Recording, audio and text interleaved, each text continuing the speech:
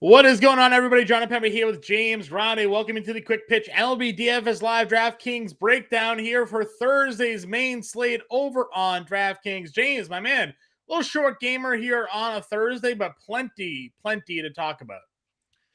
Yeah, happy Thursday, John. Interesting little 5-gamer. We have Great American Small Park in play. We have 32-year-old pitchers that have pitched in 3 appearances since 2015, making a start today. We have some interesting names. Sorry, rookie mistake there, John. What are we doing? Had the What are we YouTube doing, James? had the YouTube had my YouTube open. Heard the YouTube in my it just threw me all off. It was a You rookie gotta have the mistake. sound on mute ahead of time. It was a rookie mistake. It was a rookie mistake. But alas, it is Thursday. We are here with the Better Sports Network and Fantasy Alarm breaking down today's 5-game slate. Great American Ballpark, as I mentioned. Some interesting totals, some interesting game environments, some big favorites today, mainly Chris Bassett and Jordan Montgomery, 2 biggest favorites on the board. Mm-hmm. And we're here to answer any and all questions that you guys have. We already see Serge in the chat. Right. Serge was here bright and early. He got his popcorn ready 10 minutes before, John, so I'm ready to break it all down. Yeah, actually, we're here to break down the slate. Again, we're only going a half an hour today, guys, because it is a smaller slate. We'll take this up to 5:30 here. Roster lock, obviously, this afternoon at 6:40. But take that over to the Discord right after that. With Justin Vreeland's playbook is already out for the day over at Fantasy Alarm. We'll be in our Discord there answering questions, helping you guys out with setting your lineups. If you're not yet a member of the Fantasy Alarm family, you see the scroll down at the bottom of the stream there. fantasyalarm.com/all-pro. Promo code MLB50 gets you 50% off for the first 6 months. That's $19.98 a month for the first 6 months. It takes you right through the first month of the NFL season. You get access to all of our content, not just the MLB content, but NFL, NBA, NHL, PGA, MMA, NFL, like I said, going through. So no better time than now to go ahead and sign up and become a member of the All-Pro family here at Fantasy Alarm. Because we got the goods here, James, right? We're going to be breaking it all down. We're in the Discord answering your questions. So no better time to get to it. With this 5-game slate, anything we have to worry about in terms of weather today, James?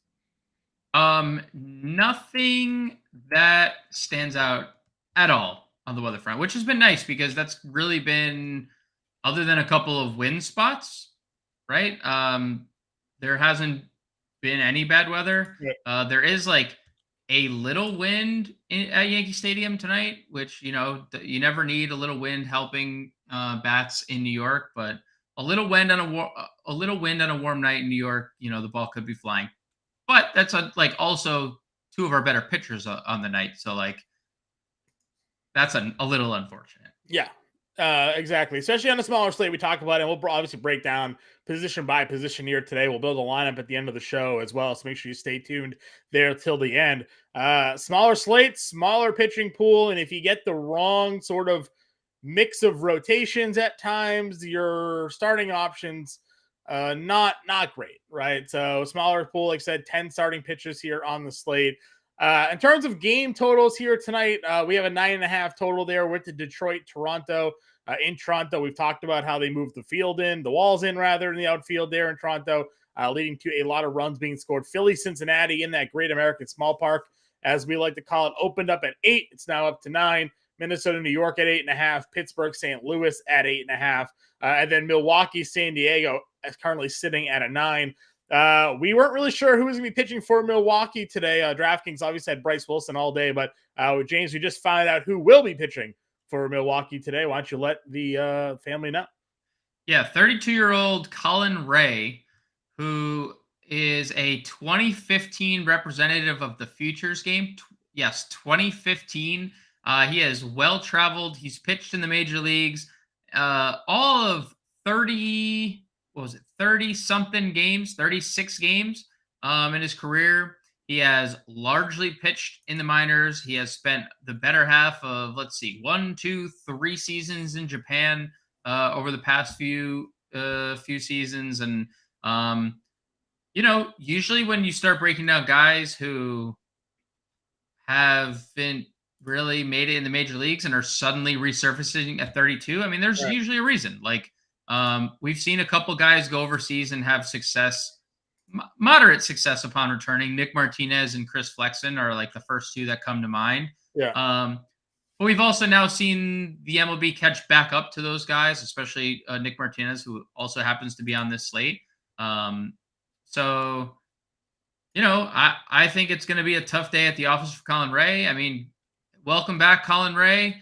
Your first matchup is against the San Diego Padres. So, that's obviously not all that great for him. And he's probably going to be a person that is stacked up at a lot tonight. Yeah, I'm going to take a look at the current run total for the team here over on DraftKings Sportsbook for the Padres. Now that we kind of know, they may even have taken it off the board at this point now that they've named a starter. But just do a quick little check here. Game props. Padres team run line at 4.5 at -125. Feels like that could go over. Certainly feels like it. Brewers are -145 over 3.5 with Nick Martinez. That too looking like a decent little line there. So, James, let's get into it. Let's break it down again. We go position by position. We're here to answer your questions as well. So if you're tuned in, you have a question for your lineup, if you have any bets, PrizePicks, DraftKings Sportsbook, wherever. If you play on FanDuel, just because we're talking about DraftKings here doesn't mean we don't talk about FanDuel as well. Get your FanDuel questions into us. We're more than happy to answer those and get you guys set for this evening slate. When we're looking at the pitching position here, again, smaller slate, smaller pitcher pool. A couple of names obviously stand out. Nick Lodolo has been an absolute stud beginning the year. $9,400 for him as your top price pitcher. You have Joe Ryan in Yankee Stadium at $8,800. Jordan Montgomery at $85 at home against Pittsburgh. And Chris Bassett $8,200 at home against Detroit.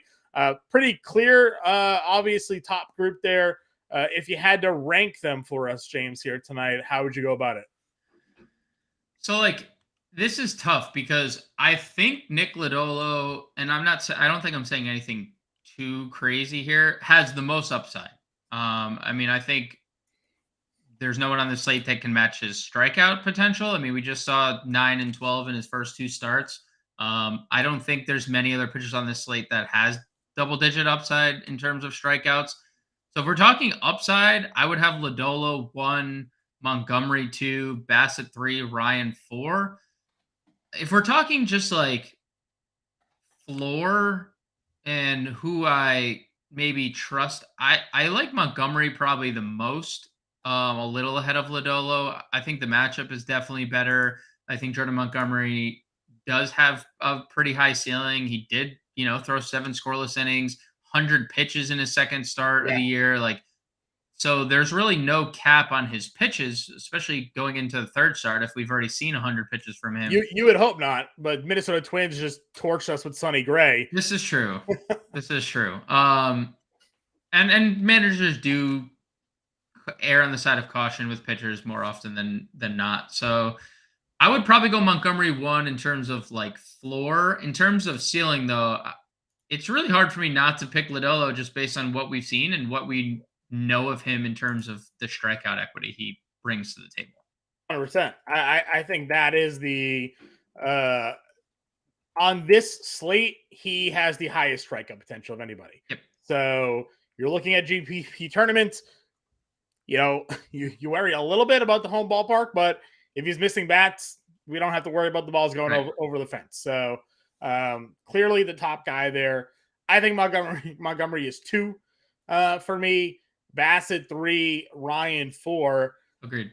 We talked about it on the podcast. You like Brito here tonight, $7,700, but that was when we were talking about the lineup that Minnesota had been putting out. Minnesota back a bit more healthier today.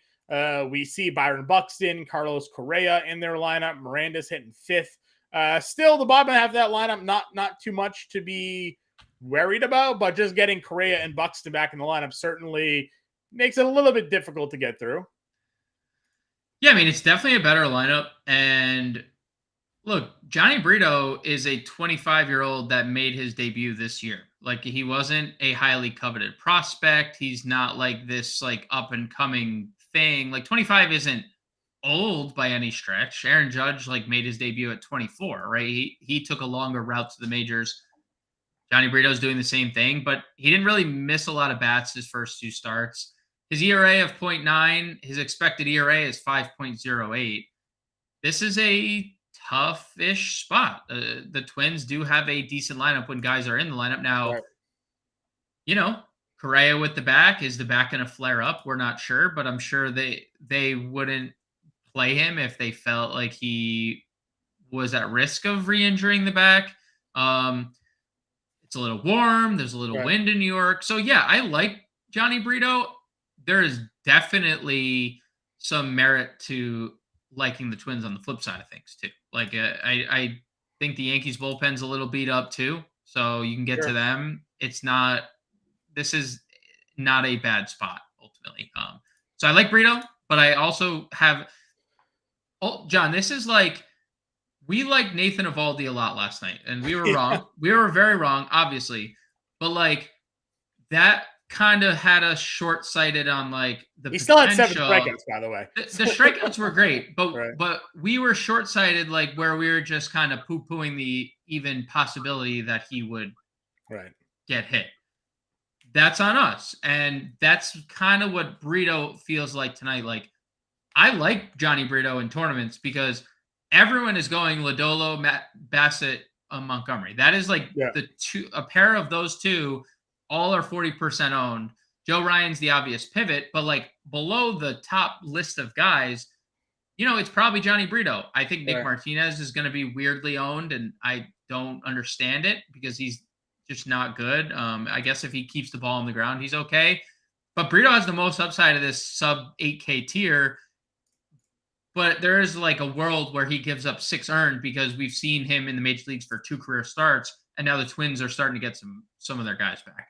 Yeah, I think Martinez finds himself with some rostership tonight for the win equity.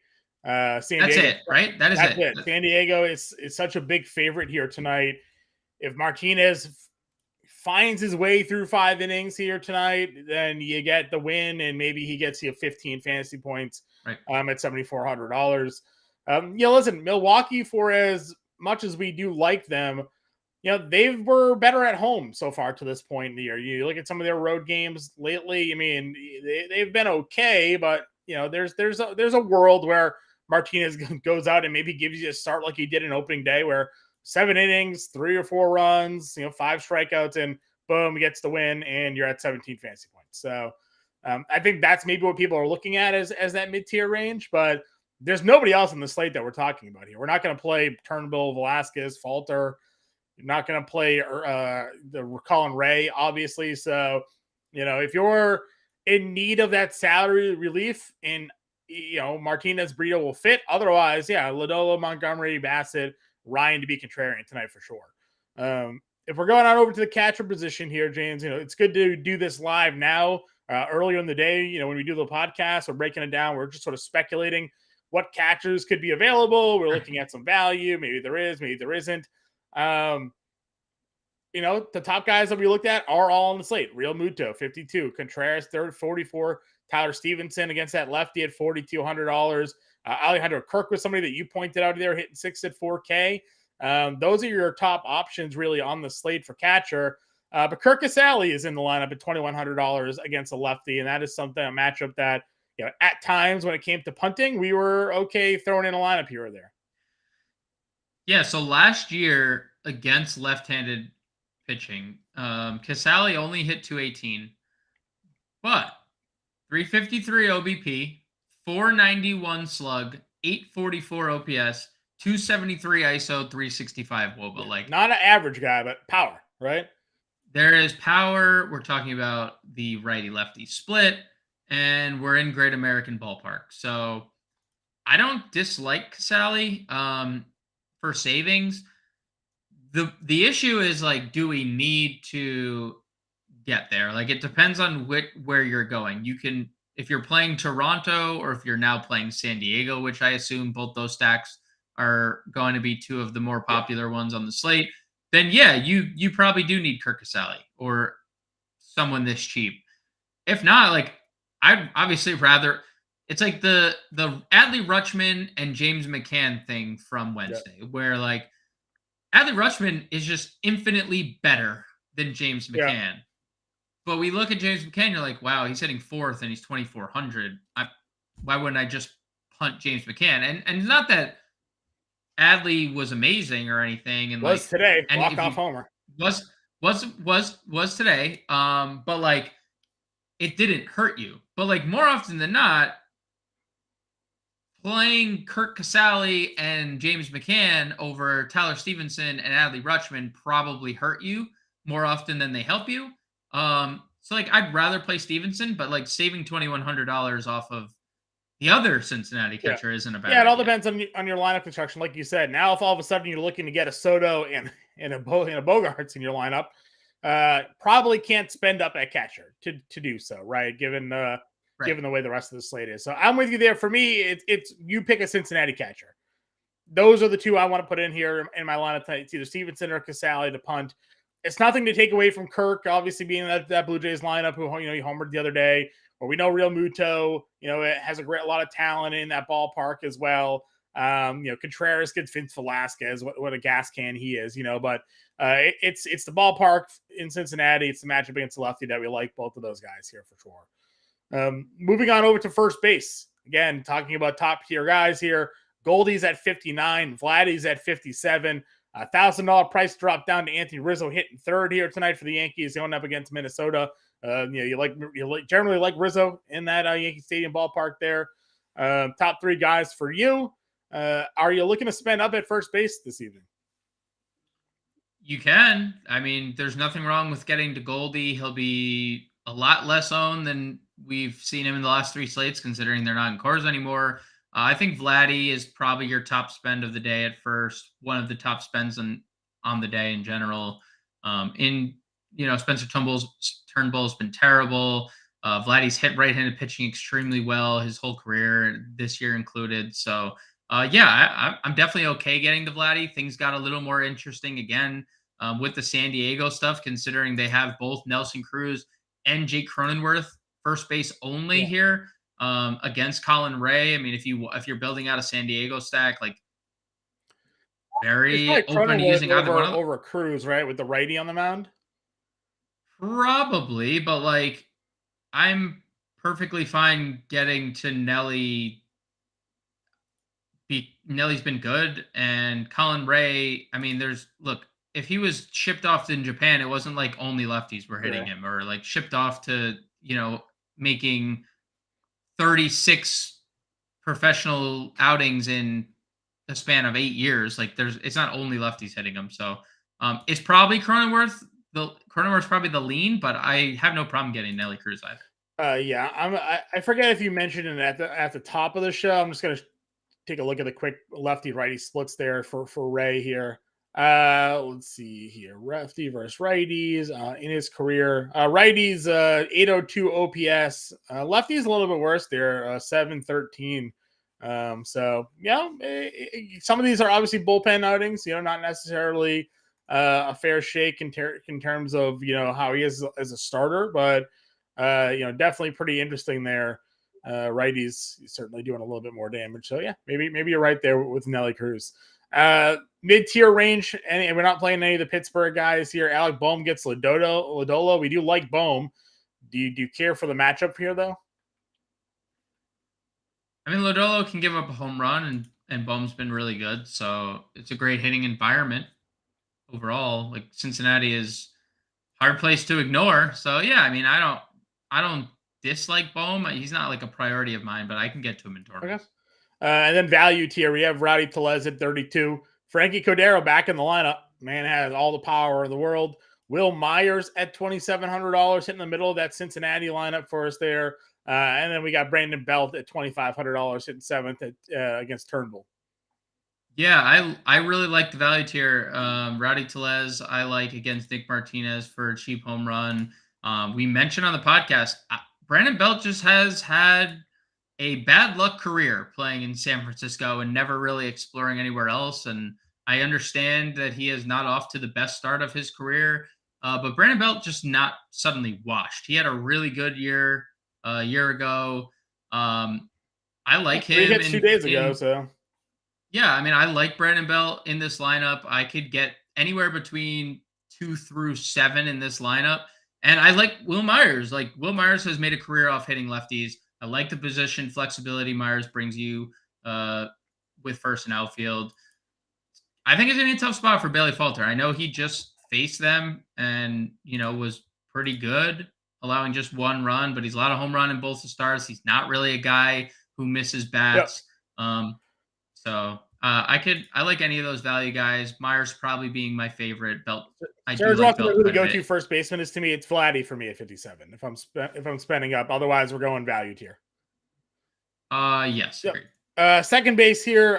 Gleiber's back in the lineup. Jonathan India is at the top. Brendan Donovan, three guys who've been putting a lot into our spots here. Nolan Gorman at 38. Jonathan India is the cover of the podcast this morning. He's covered the live stream today. For me, he's the number one guy leading off against Falter. Yeah, number one guy. The price is what the price is. I don't love it, but he does have stolen base upside. He does have a little pop. Hasn't started the season off against lefties extremely well, but again, incredibly small sample. Righties do hit Bailey Falter pretty well. I like Jonathan India a lot. I actually probably lean Nolan Gorman a little bit off Vince Velasquez. I feel better about the power equity that Gorman provides. He's been on fire. I mean, but I do understand as well that the last two games came in Coors Field. Right. So I am factoring that in. But 313, 4 home runs already this year. I like Gorman for the savings.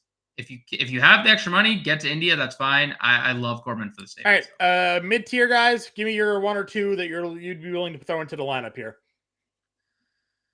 I mean, Nick Matone is perfectly fine leading off for the Detroit Tigers.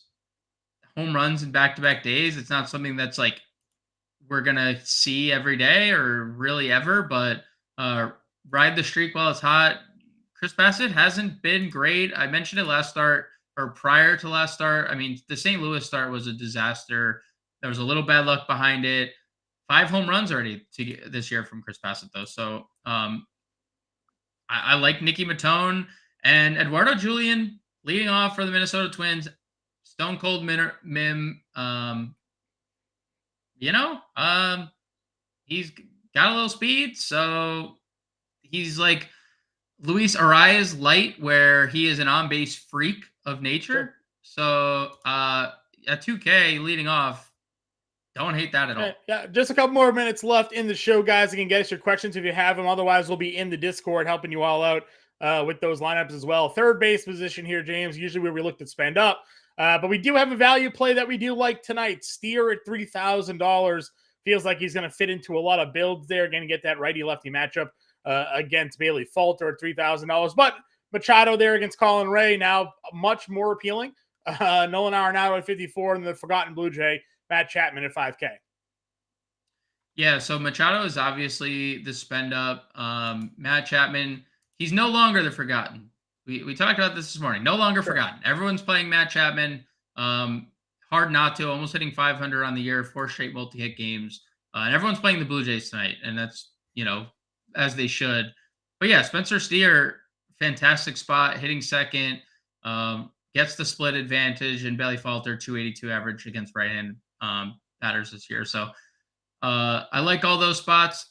What do you make of Tyler Nevin hitting second for the Detroit Tigers? I really don't want anything to do with the Tigers. They're a complete contrarian play for me here today.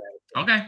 Bassett's a lot of power. And yeah. I like Bassett, but like he gets a lot of home runs, but Detroit doesn't hit a lot of home runs. So no, they do not. It's I'm not really too worried about that. All right, shortstop here. Turner's at your top against Lodolo, but we're not really looking to go against Lodolo, so maybe a contrarian play. Bichette, though, at $5,800, great. Xander now becomes way more appealing against Colin Ray at $5,300. But Correa back in the lineup. He's hitting really well. Missed some time due to injury. Now hitting second at 5K. Give me your one or two top guys you're putting in there. I will go with Bichette and Xander Bogaerts as my top 2 5K. It's pretty obvious there, doesn't it?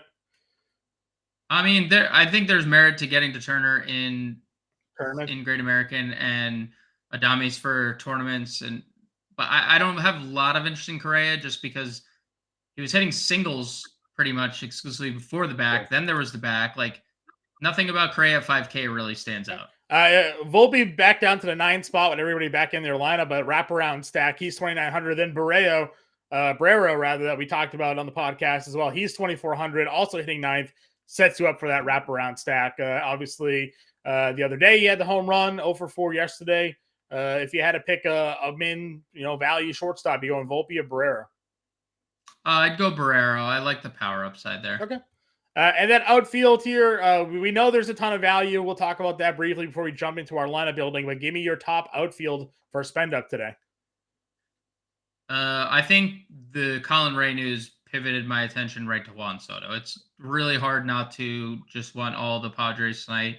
Do I think that they are better than the Blue Jays now? Possibly. And I think the Blue Jays going into the night were the clear-cut number one stack of the night. But Soto, for me, and the Padres might have overthrown them. Yeah, I think I'm with you there. You can also throw the Blue Jays Springer at $5,300, I think is a pretty strong play.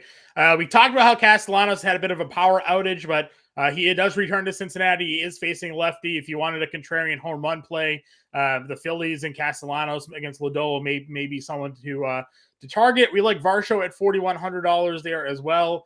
In the mid-tier. But when we go value, Burleson and Walker. Burleson hitting second again in that Cardinals lineup. Super chalk. Jordan Walker down at $3,100 hitting 8th has the power that we certainly like to pay a little attention to. We discussed Will Myers already there. Any like real mid-price outfielders for you? Fairchild hitting 3rd today, for example, for Cincinnati. Yeah, that's the one. I mean, that's super crazy that he's hitting 3rd, and that just goes to show you where the Cincinnati Reds are as constructed against left-handed pitching, because their 2 best outfielders are technically lefties. Right. So neither of them are in the lineup today. Yeah, Fairchild and Nick Senzel, third base, outfield eligible, activated off the IL today. Either one of those Reds outfielders are. All right, we got about 30 seconds left here, James. Give me your core outfield, your core 4 for your lineup for today. Core 4, Montgomery on the mound, Juan Soto, Nolan Gorman. Gorman over India? Yeah, I'm Gorman over India. I mean, we definitely can agree to disagree there. And I'll go Xander Bogaerts at shortstop. He is on a different level this year. So that is the core 4 here for today's lineup. Get in the Discord if you're not already a member. Join with the scroll right down, facetime.com/allpro. Promo code MLB50, 50% off for the first 6 months. James and I will be back for Friday. Good luck. We'll talk to you all later.